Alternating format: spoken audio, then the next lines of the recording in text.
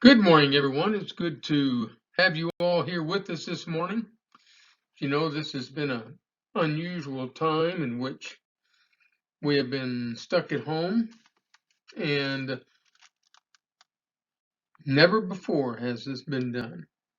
But many of the states are opening up, and our elders have decided that June the 7th, we can gather again at the building. We can have 100 people, so that means we can gather again at the building and be able to worship together, have our classes together. It's going to be a great time. Have our Sunday morning and our Sunday evening worship together. I can't wait for us to get back together again. So now here we are in the Trustworthy Saying 2 of 4. We have 4 of these in Timothy and Titus. The second one is 1 Timothy 3 and verse 1. Let's read that together. Here we go. Here's a trustworthy saying. If anyone sets his heart on being an overseer, he desires a noble task. Well, interesting, isn't it? He desires a noble task. So this must be something of great value. Take a look at what an overseer is. There are other words for this used in Scripture. The words of elder, pastor, or bishop. And these are specific words because they are specifically talking about someone who is older and someone who is following specific and particular restrictions, and there's a reason for it, a very important reason for us to be able to say. Let's take a look at what it means. The person that's set up as an elder or an overseer, a bishop or pastor, is one that is an example set before the church. Now, let's take a look at what 1 Corinthians 11:1 says, because we've got an insight into how this person is to think and to be and why he's set up as this example before the church. And here it is. 1 Corinthians 11:1. Paul writes this: Follow my example as I follow the example of Christ. Now, what's going on is we've got an example set before us, just like when you were in school and the teacher would write on the board 2 + 2 = 4, and you take a look at that and you try to figure it out yourself, and finally you can master that equation and be able to do even more, 3 + 3 and so on, all the way up until to big numbers. Well, some people can't, not me necessarily. So what is going on is the example to the church is Jesus Christ. And yes, he came, and yes, he lived without sin, and yes, he did that, so therefore we should be able to as well. However, it is a difficult thing to comprehend, being as we are we are sinners when we come into the church. It reminds me of a story, though, about this little girl who was scared at night. You've never been in Texas, those areas, Oklahoma, Kansas, you just don't know thunder and lightning. In those volatile areas, man, it is bad. And sometimes you think your windows are going to just break from the crack of thunder. It'll make you jump out of your skin. So anyway, this is a story about the little girl, and she's in her bedroom, and the thunder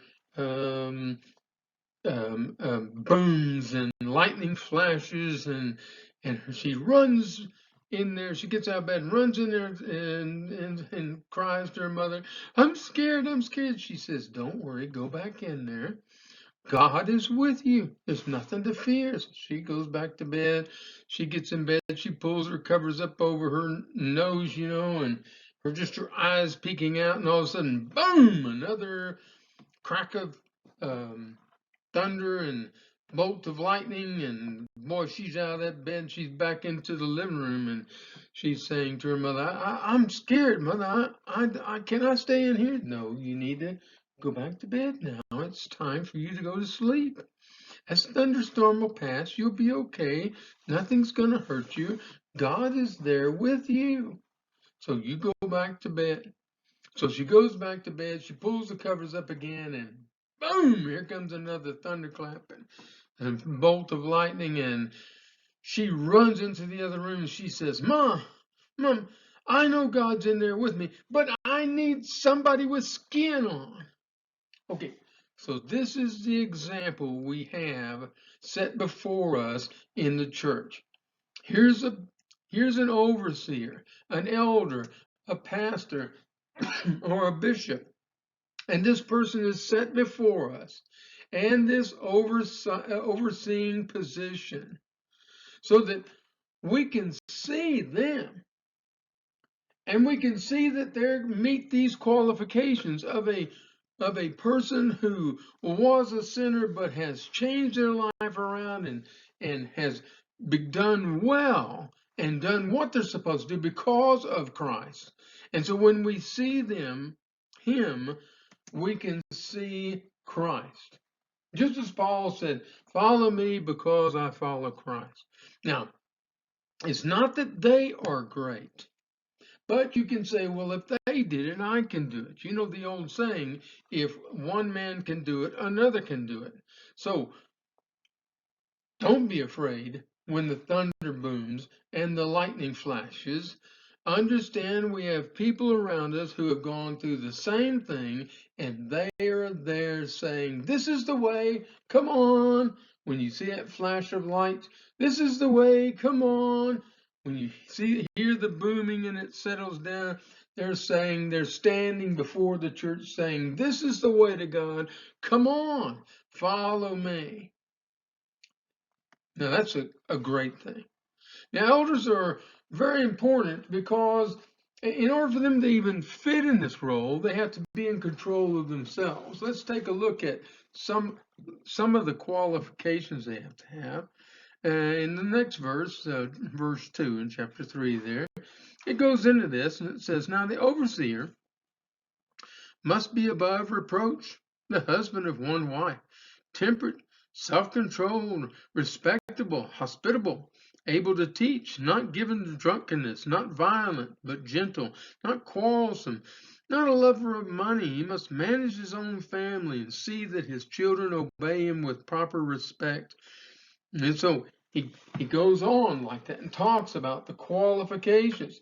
And he can't be somebody who blows up easily. He's got to be someone in control of himself. He can't be someone who is really longing to get drunk and have drinks, because he knows what God said about that you're to be a sober person.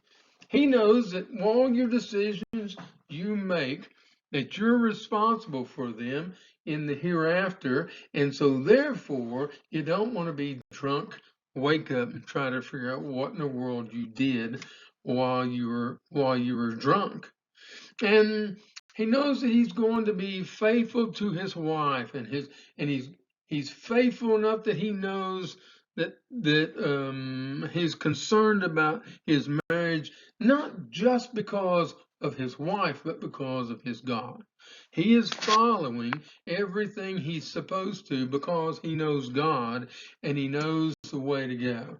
And he also knows that he's to be the leader of the family in the spiritual matters, leading them to God.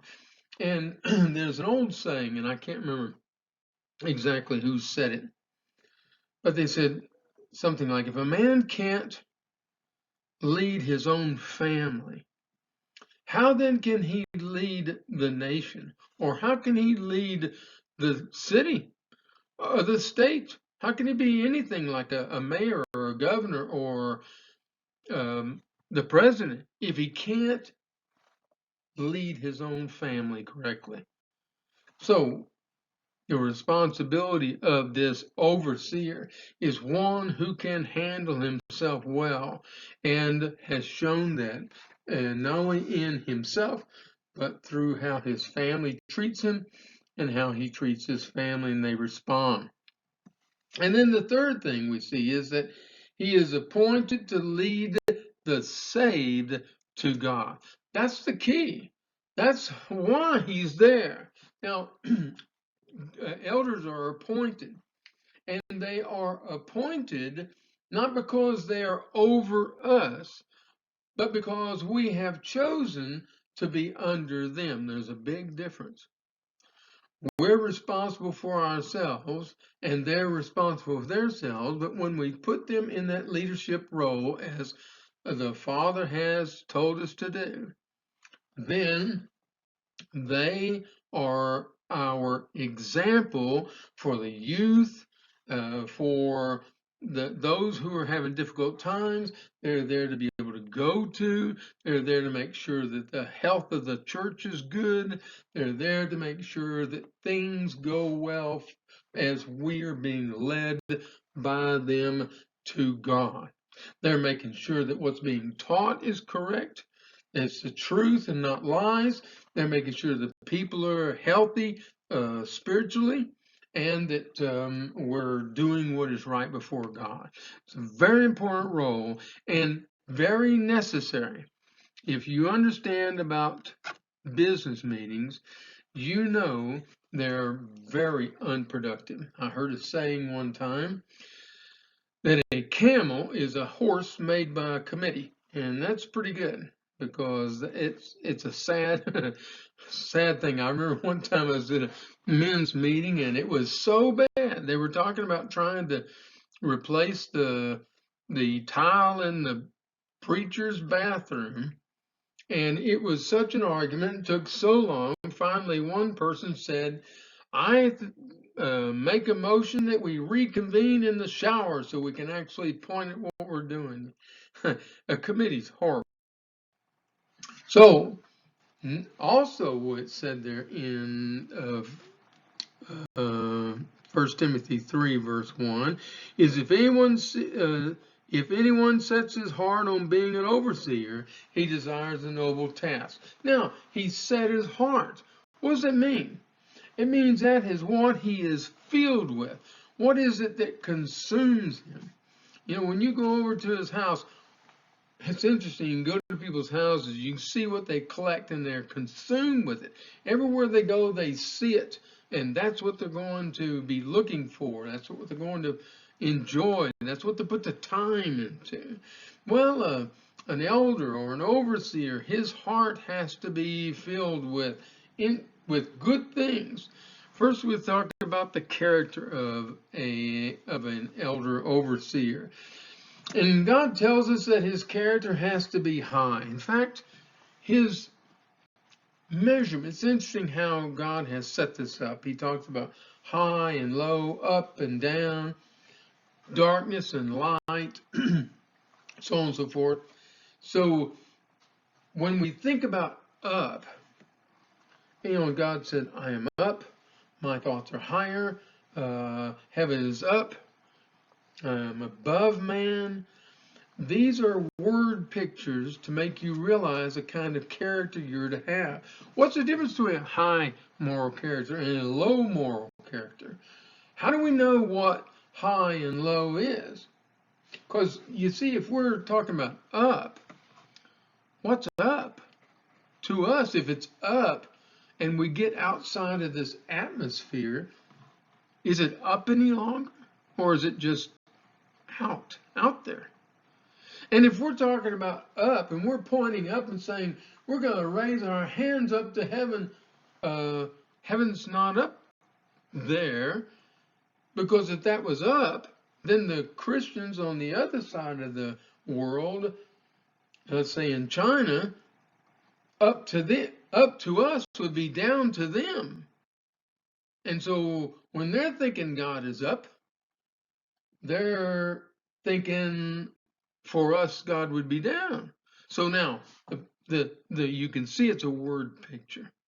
And what it means is it's a higher thinking or a higher character because God is higher than man. Now, the word higher, word picture, all it is.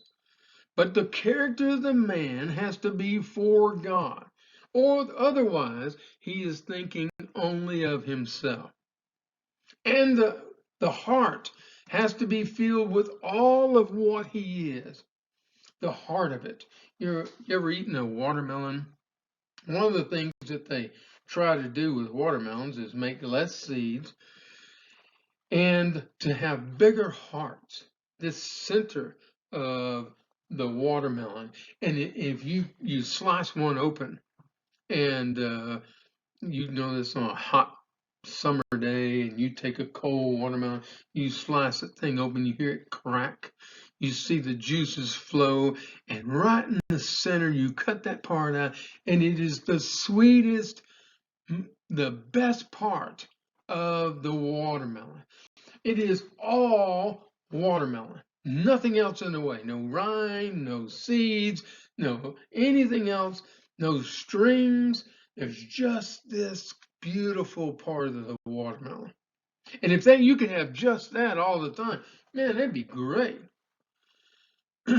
So when we're talking about this trustworthy saying, and we're talking about the overseer, he has to have his heart into it. In other words, it has to be all he is God and the church.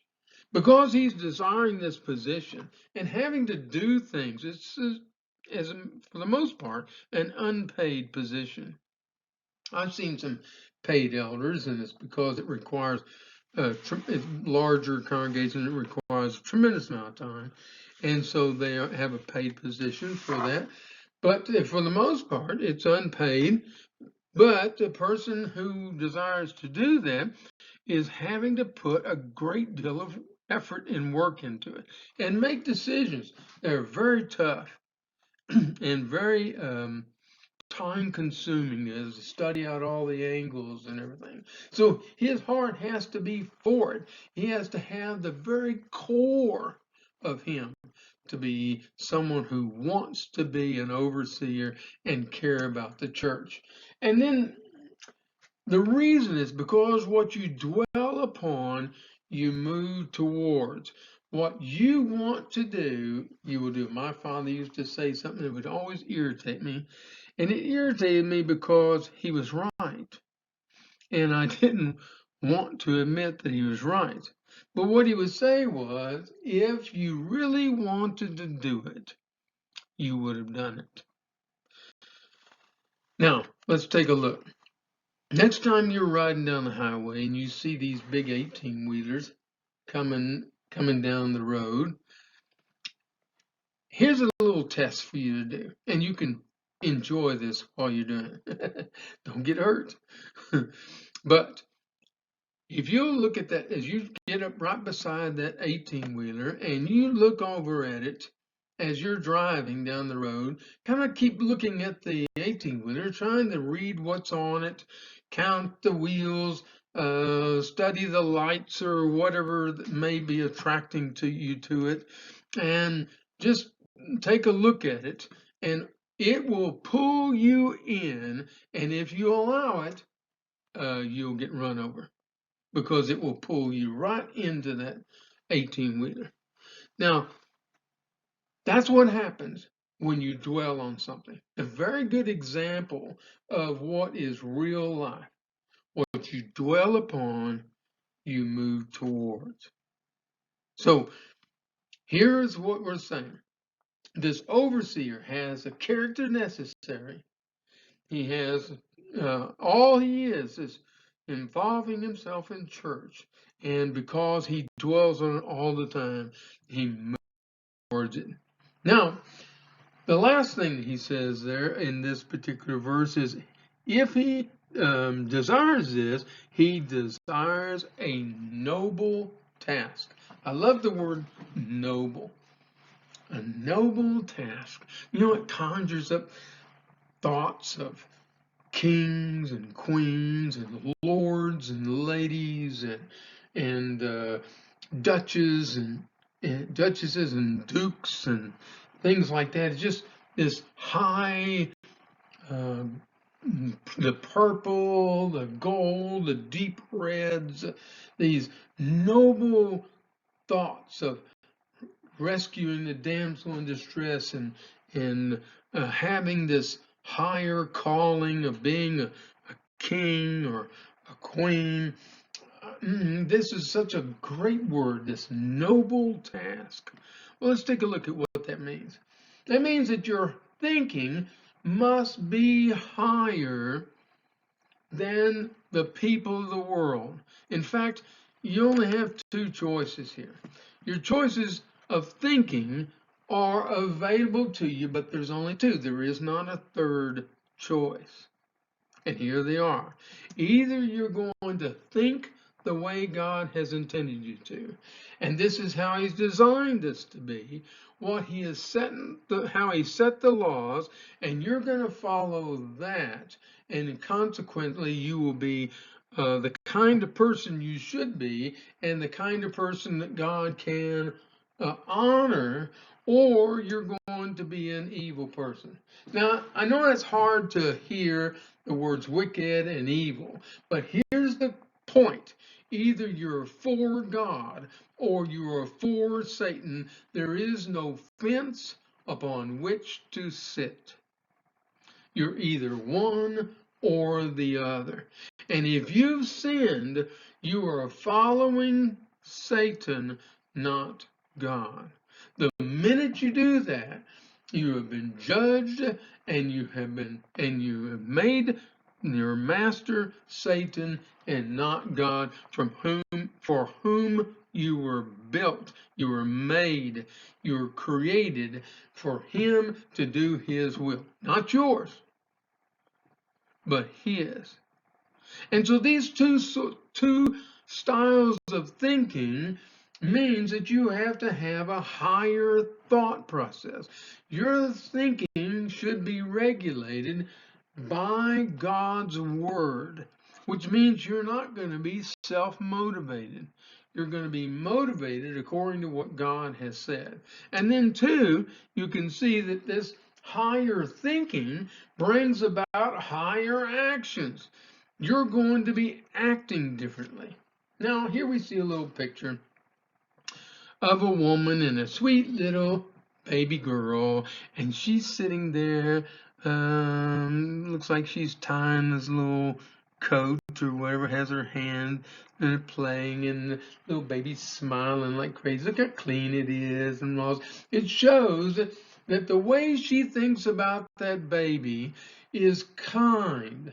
She's being good and loving. Did you hear the words I used? Good, loving, and kind. These are the actions of the thinking of God, because God is a God of love and of being kind. He's like his kind, and of being good. He's the source of good. Now, her hands have the ability to either be good or to be evil. Just yesterday, I was reading on the news about a man and a woman who had locked their 6-year-old child in handcuffs or tied in a shed since this coronavirus scare started. They locked that child out there in the shed, and it had been out there 6 weeks, 6 or 8 weeks. That's unthinkable. How could you do that? No, it's not unthinkable, because it is the thinking of Satan. Satan is to destroy. Satan is to hurt. Satan is to hate.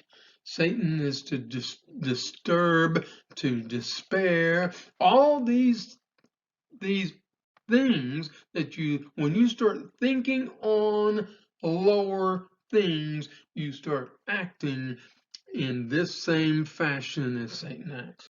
When God says, I build, and I'm for life, and I'm for prosperity, Satan says, I destroy, I'm for death, and I'm for everything that destroys you.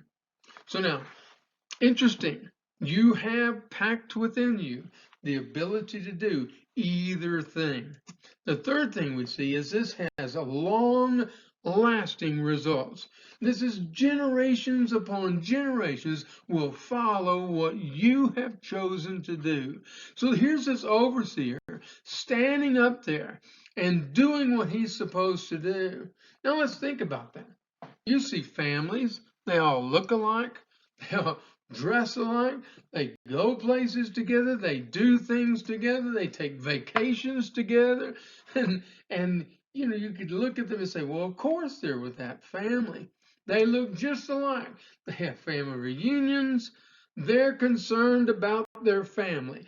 The overseers of the church are concerned about their everlasting family, and they make sure their family is part of this church family, and they're concerned about the church family, that it is worshiping correctly and going to heaven. They are concerned about lasting results. Let me tell you something.